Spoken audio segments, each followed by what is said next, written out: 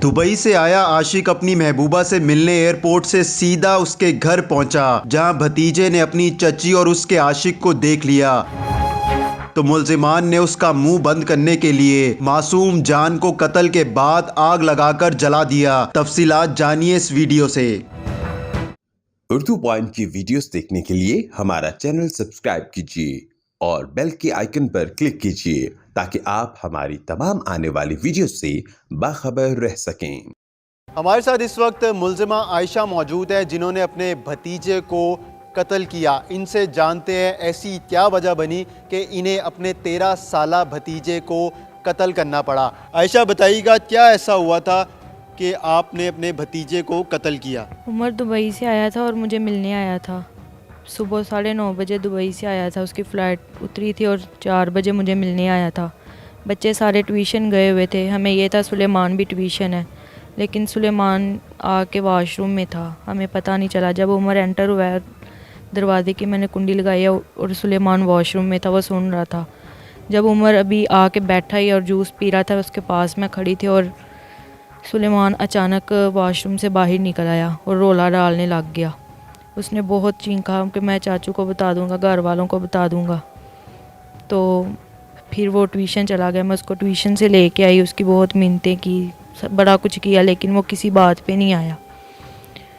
तो फिर उसको उमर को मैंने बोला कि मतलब इसको कहीं साइड पे कर दो। उसने बोला मैं इसको कहाँ मतलब साइड पे करूं। उसने बोला भेज दो, अच्छा मैं कुछ कर लेता हूं। तो जब मैंने मतलब उसको सुलेमान को ये कह के भेजा कि जाओ उससे मतलब गिफ्ट से ले आओ जो वो बाहर से लेके आया, तो मैं आइंदा उससे रब्ता नहीं करूँगी। तो वो जब वो लेने गया तो उमर ने फिर उसको मार दिया और जलाए का भी मुझे नहीं पता। मुझे आके सिटी थाने में पता चला कि उसको जला दिया गया था। मैंने सिर्फ उसको ये बोला था कि इसको साइड पे, और उमर का नंबर आगे से ऑफ हो गया था, मेरा कोई रब्ता नहीं था हुआ। रात को 7-8 बजे तकरीबन घर वालों ने मेरी उमर से मतलब बात करवाई कि उससे पूछो सुलेमान कहाँ पे है। तो मैंने पूछा तो उसने बोला कि मैंने पेट्रोल डलवा के वापस भेज दिया। और सुबह पता चला कि मतलब उसकी डेड बॉडी जोन सी है वो जली हुई मिली है, और वो मैं सिटी थाने में तब मौजूद थी जब मुझे पता चला कि उसको जलाया भी गया है। ये बताएं कि आपके घर वालों ने क्यों ऐसा कहा कि उमर से रब्ता करो, पूछो कि सुलेमान कहाँ पर है? उन्हें पता था कि मेरा उमर से ताल्लुक़ है। कितने अरसे से ताल्लुक़ था आपका? शादी से पहले का था। उमर क्या लगता है आपका? चाचू का बेटा। तो शादी आपकी कहाँ पर हुई फिर?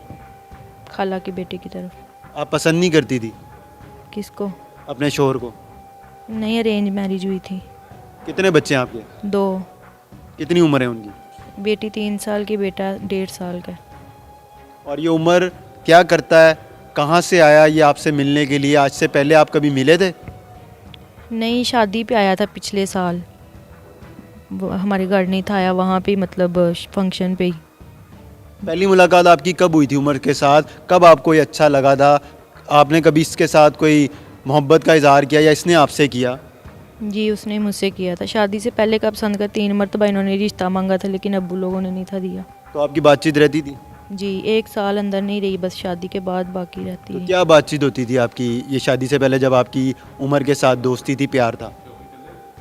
कुछ भी नहीं, यही था कि शादी हो जाएगी। अभी भी मुझे कहता था कि मैं शादी कर लूँगा। तो आपने इसको मना नहीं किया? अब तो आपके 2 बच्चे हैं, आप शादीशुदा हैं। नहीं, मैंने नहीं मना किया। नहीं मना किया आपने? क्यों? वो मुझे कहता था कि मैं निकाह करूँगा। मैंने बोला था कि मेरे बच्चे 4-4, 5-5 साल के हो जाएंगे तो फिर कर लेंगे निकाह। नहीं, 4-5 साल के जब बच्चों की उम्र हो जाएंगी फिर आप निकाह कर लेती उससे? जी।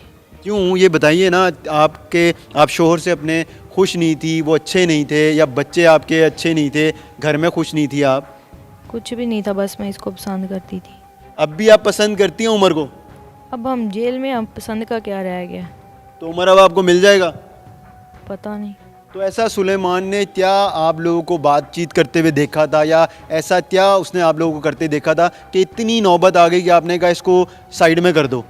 कोई भी नहीं, उसने कुछ भी नहीं देखा, बस यही डर था कि घर वालों को पता चल जाएगा, और तो कोई मसला नहीं था। आप समझती हैं कि आपने ठीक किया उमर ने, और आपका घर भी ख़राब हो गया, आपके बच्चे भी अब आपके साए से दूर हो गए? हमने कुछ भी ठीक नहीं किया, गलती हो गई है बहुत बड़ी। उमर पहली दफ़ा आपके घर मिलने के लिए आया था या पहले भी आ चुका है? पहले इससे पहले कहाँ मिलते थे आप लोग? वो बाहर होता था, पिछली दफ़ा मतलब फंक्शन पे आया था, वहाँ पे अम्मी लोगों के गाँव ही, वहाँ पे ये भी रहता है। तो जब उमर अभी आपसे घर आपके मिलने के लिए आया था तो इस दौरान कितने अरसे से आपकी बातचीत हो रही थी? राब्ता कैसे होता था? मोबाइल से रब्ता होता था, मुझे भेजता था मोबाइल। नहीं, मोबाइल भेजता था या फिर बात करता था?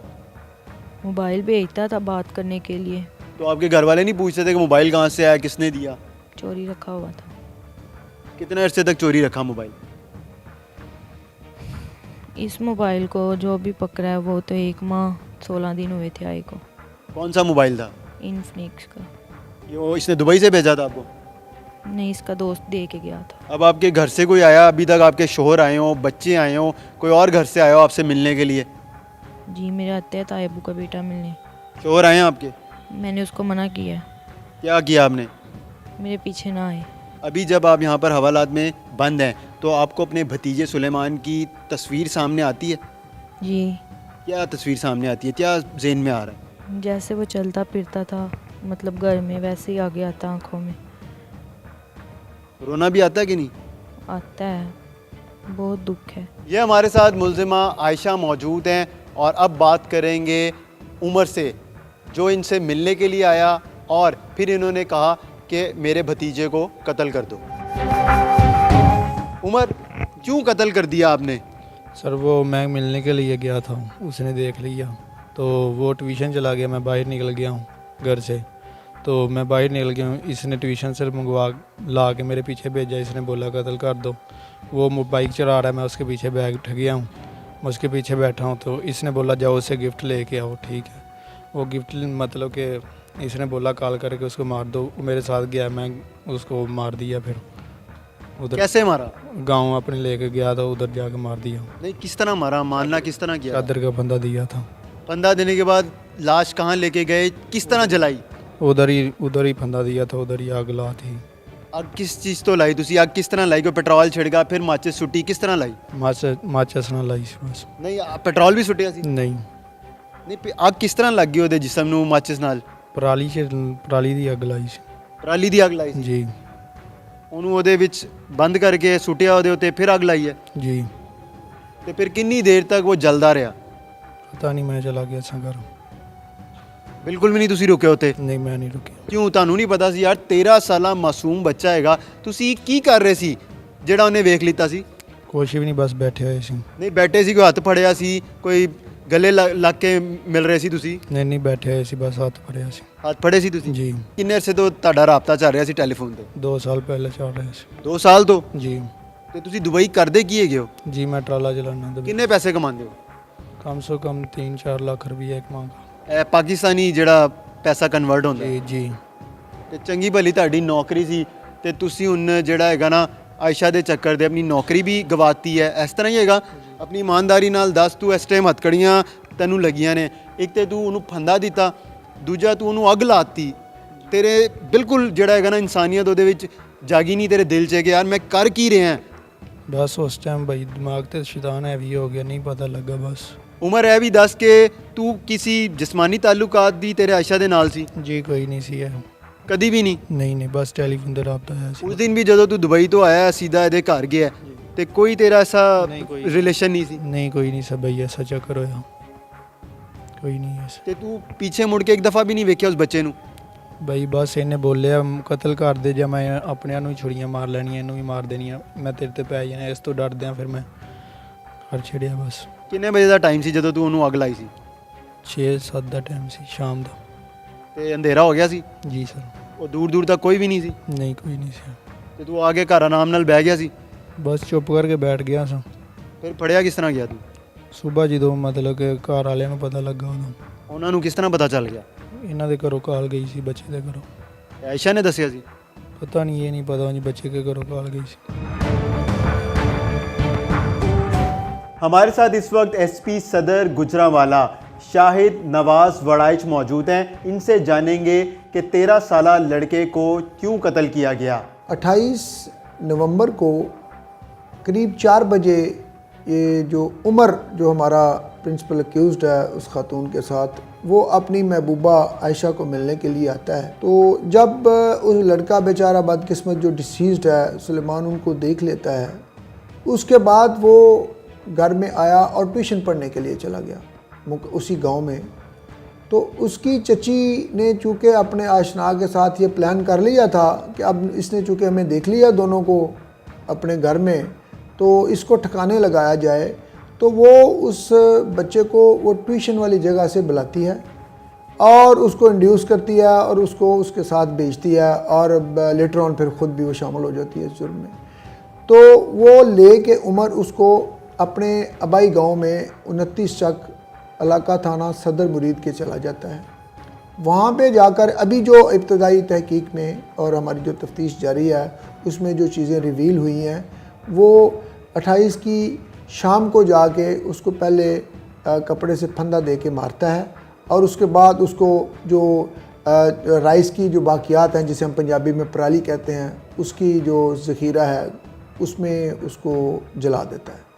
ये यानी 28 की रात को ये जो है वो उसकी डेथ हो जाती है। पुलिस को कैसे पता चला कि चच्ची ने और उसके आशिना ने ही मकतूल को कत्ल किया?